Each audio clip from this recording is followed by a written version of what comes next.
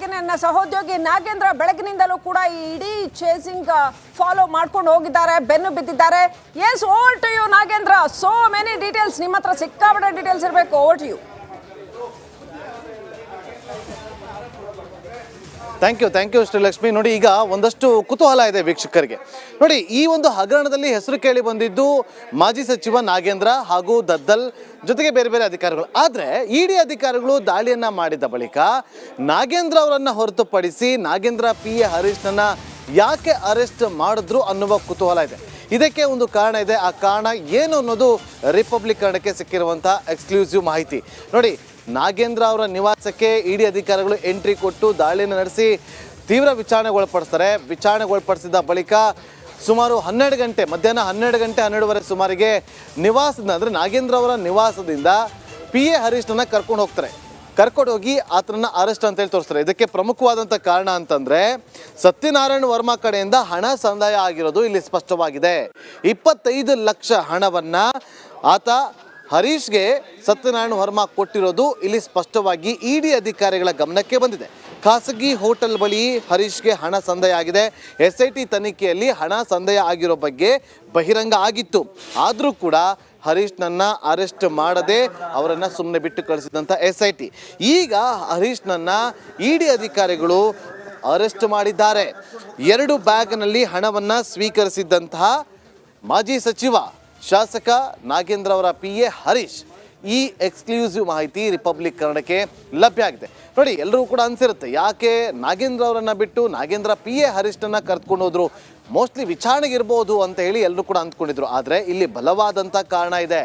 ಸತ್ಯನಾರಾಯಣ ವರ್ಮಾ ಏನಿದ್ದಾನೆ, ಆತ ವಿಚಾರಣೆಯ ಸಂದರ್ಭದಲ್ಲಿ ಬಾಯ್ ಬಿಟ್ಟಿದ್ದ, ನಾನು 25 ಲಕ್ಷ ಹಣವನ್ನು ಇಂಥವ್ರಿಗೆ ಇಷ್ಟು ಕಡೆ ಇಂಥ ದಿನ ಕೊಟ್ಟಿದ್ದೆ ಅಂತೇಳಿ.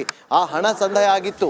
ಇದರ ಮಾಹಿತಿ SIT ಅವ್ರಿಗೆ ಗೊತ್ತಿತ್ತು. ಆದರೂ ಕೂಡ ಅರೆಸ್ಟ್ ಮಾಡದೆ ಸುಮ್ಮನೆ ಇದ್ದಂಥ SIT ಅಧಿಕಾರಿಗಳು ಇಡಿ ಅಧಿಕಾರಿಗಳು ದಾಳಿ ಮಾಡಿದಂಥ ಸಂದರ್ಭದಲ್ಲಿ ಆ ವಿಚಾರಕ್ಕೆ ಸಂಬಂಧಪಟ್ಟಂತೆ ಇಡಿ ಅಧಿಕಾರಿಗಳು ಅರೆಸ್ಟ್ ಮಾಡಿರೋದು ಸ್ಪಷ್ಟವಾಗ್ತಾ ಇದೆ. ನೋಡಿ, ಒಂದು ಕಡೆ ಈಗ ನಾಗೇಂದ್ರ PA ಅರೆಸ್ಟ್ ಆಗಿದೆ, ಮತ್ತೊಂದು ಕಡೆ ದದ್ದಲ್ PAಗೂ ಕೂಡ ಈಗ ಡವಡವ ಶುರುವಾಗಿದೆ. ಎಲ್ಲಿ ನಾಗೇಂದ್ರ PA ಅಂತೆ ನನ್ನನ್ನು ಕೂಡ ಅರೆಸ್ಟ್ ಮಾಡಿಬಿಡ್ತಾರೋ ಅನ್ನುವ ಆತಂಕ ದದ್ದಲ್ ಆಪ್ತನಲ್ಲೂ ಕೂಡ ಈಗ ಶುರುವಾಗಿದೆ. ಯಾಕೆಂತಂದರೆ ಮಹತ್ವದ ಮಾಹಿತಿಗಳನ್ನು ಕಲೆ ಹಾಕೋದಕ್ಕೆ ಮುಂದಾಗಿರುವಂಥ ಇಡಿ ಅಧಿಕಾರಿಗಳು ಮೊದಲಿಗೆ ಆಪ್ತನನ್ನು ಲಾಕ್ ಮಾಡುವಂಥ ಕೆಲಸವನ್ನು ಮಾಡಿದ್ದಾರೆ. ದದ್ದಲ್ PA ಆಗಿರುವಂತಹ ಪಂಪಣ್ಣಗೆ ಈಗ ಸಂಕಷ್ಟ ಎದುರಾಗಿದೆ. ಯಾವುದೇ ಕ್ಷಣದಲ್ಲಿ ಬೇಕಾದರೂ ಕೂಡ ದದ್ದಲ್ ಅವರ PA ಪಂಪಣ್ಣ ಕೂಡ ಅರೆಸ್ಟ್ ಆಗುವಂಥ ಸಾಧ್ಯತೆಗಳು ಕಂಡು ಬರ್ತಾ ಇದೆ. ದದ್ದಲ್ PA ಪಂಪಣ್ಣಗೂ ಕೂಡ 2 ಬಾರಿ ಹಣ ಸಂದಾಯ ಆಗಿದೆ. ಒಂದು ಬಾರಿ 5 ಲಕ್ಷ ರೂಪಾಯಿ ಸಂದಾಯವಾಗಿತ್ತು, ಇನ್ನೊಂದು ಬಾರಿ ಬರೋಬ್ಬರಿ 50 ಲಕ್ಷ ರೂಪಾಯಿ ಸಂದಾಯ ಆಗಿತ್ತು. ಶೇಷಾದ್ರಿಪುರಂ ಸ್ಲಮ್ ಬೋರ್ಡ್ ಬಳಿ ಹಣ ಸಂದಾಯ ಮಾಡೋದ್ರ ಬಗ್ಗೆ ಮಾಹಿತಿ ಇದೆ. ಮತ್ತಷ್ಟು ಮಾಹಿತಿಯನ್ನು ಕೊಡೋದಕ್ಕೆ ನಮ್ಮ ಹಿರಿಯ ಕ್ರೈಮ್ ರಿಪೋರ್ಟರ್ ಸುನಿಲ್ ಧರ್ಮಸ್ಥಳ ಲೈವ್ನಲ್ಲಿ ಜಾಯ್ನ್ ಆಗಿದ್ರು, ಮಾಹಿತಿಯನ್ನು ಕೂಡ ಹಂಚಿಕೊಳ್ತಾ ಇದ್ರು. ಸುನಿಲ್, ನೋಡಿ, ಈಗ ಒಂದು ಕಡೆ ನಾಗೇಂದ್ರ PA ಅರೆಸ್ಟ್ ಏನಕ್ಕೆ ಆಯಿತು ಅನ್ನೋದು ಈಗ ಸ್ಪಷ್ಟವಾಗ್ತಾ ಇದೆ. ಮತ್ತೊಂದು ಕಡೆ ದದ್ದಲ್ PA ಪಂಪಣ್ಣ ಕೂಡ ಅರೆಸ್ಟ್ ಆಗುವಂಥ ಸಾಧ್ಯತೆಗಳು ಕಂಡು ಬರ್ತಾ ಇದೆ. ಎಷ್ಟು ಪ್ರಮಾಣದಲ್ಲಿದೆ ಈಗ ದದ್ದಲ್ PA ಪಂಪಣ್ಣ ಅರೆಸ್ಟ್ ಆಗೋದು?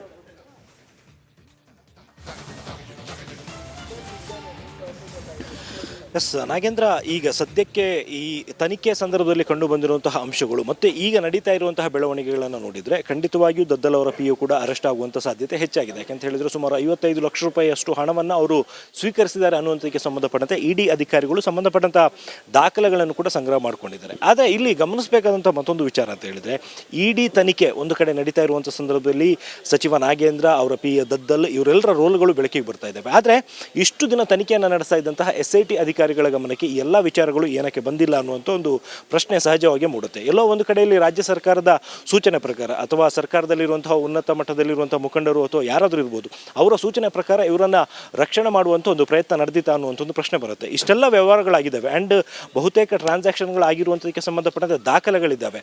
ಈವನ್ ಅರೆಸ್ಟ್ ಆಗಿರುವಂತಹ ಪ್ರಮುಖ ಆರೋಪಿ ಸೇರಿದಂತೆ ಎಲ್ಲ ಆರೋಪಿಗಳು ಕೂಡ ಏನೆಲ್ಲ ವ್ಯವಹಾರ ಆಗಿದ್ದಾವೆ, ಯಾರ್ಯಾರಿಗೆ ಹಣವನ್ನು ನೀಡಿದ್ದಾರೆ ಅನ್ನುವಂಥದ್ದು ಕೂಡ ತನಿಖಾ ಸಂದರ್ಭದಲ್ಲಿ ಬಾಯ್ಬಿಟ್ಟಿದ್ರು. ಇಷ್ಟೆಲ್ಲ ಆದರೂ ಕೂಡ ರಾಜ್ಯ ಸರ್ಕಾರದ ಅಧೀನದಲ್ಲಿರುವಂತಹ SIT ಇವರು ಯಾರನ್ನು ಕೂಡ ಅರೆಸ್ಟ್ ಮಾಡದೇ ಇದ್ದಿದ್ದು ತುಂಬಾ ಪ್ರಶ್ನೆಗೆ ಒಂದು ಕಾರಣ ಆಗ್ತಿದೆ ಒಂದು ಕಡೆ. ಆದರೆ ಮತ್ತೊಂದು ಕಡೆಯಲ್ಲಿ ಇಡಿ ಅಧಿಕಾರಿಗಳು ಈಗ ನಡೆಸ್ತಾ ಇರುವಂತಹ ತನಿಖೆ ಮತ್ತು ಇದಕ್ಕೆ ಸಂಬಂಧಪಟ್ಟಂತೆ ಆಗ್ತಾ ಇರುವಂತಹ ಅರೆಸ್ಟ್ಗಳನ್ನು ನೋಡ್ತಾ ಹೋದರೆ ಮುಂದಿನ ದಿನಗಳಲ್ಲಿ ಇದು ರಾಜ್ಯ ಸರ್ಕಾರಕ್ಕೂ ಕೂಡ ದೊಡ್ಡ ಮಟ್ಟಕ್ಕೆ ತಲೆನೋವಾಗುವಂಥ ಸಾಧ್ಯತೆಗಳು ಕಂಡು ಬರ್ತಾ ಇದ್ದಾವೆ. ನಾಗೇಂದ್ರ.